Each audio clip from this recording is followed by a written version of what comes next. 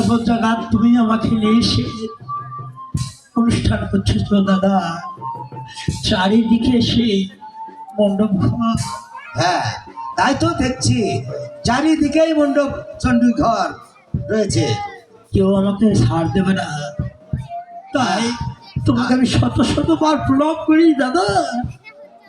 তুমি আমার শেষ প্রান্তে এসে আমাকে নিয়ে এসে দাঁড় করেছ।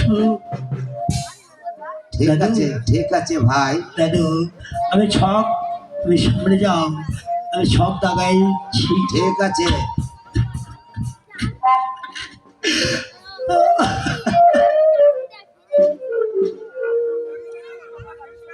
দাদু তুমি সামনে, ওই দাদু আমার সামনে।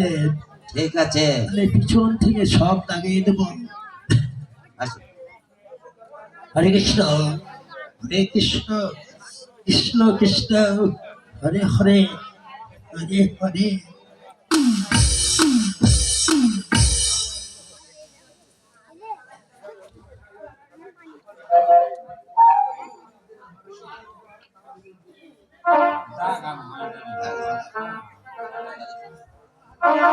বেশ কর্মক।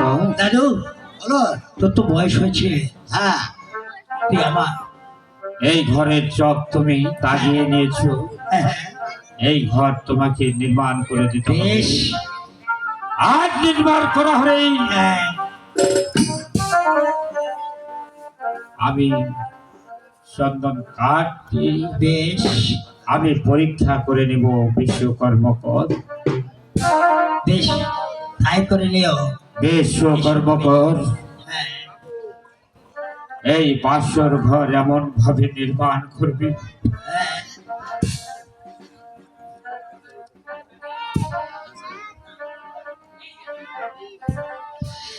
একজন বিপ্রায় ঢুকতে না পারে। বেশ। বিশ্বকর্মকর তুমি তো আমাকে নির্দেশ দিয়েছ, অগত 30 কোটি দেবতা, তোমাকে আমি শত শতবার প্রণাম করে যে দাদা এখানে গান লাগিয়েছে, আমার যে চারিদিকে মণ্ডপ। বিশ্বকর্মকর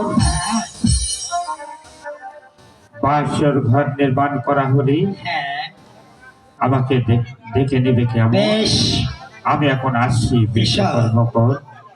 দাদু হ্যাঁ ভাই। এসো, কারণ তোমার বয়স হয়েছে, আমার মনে হয় দাদু থেকে এই কর্ম শেষ করব। ভাই এমন কথা বলতে নেই। না,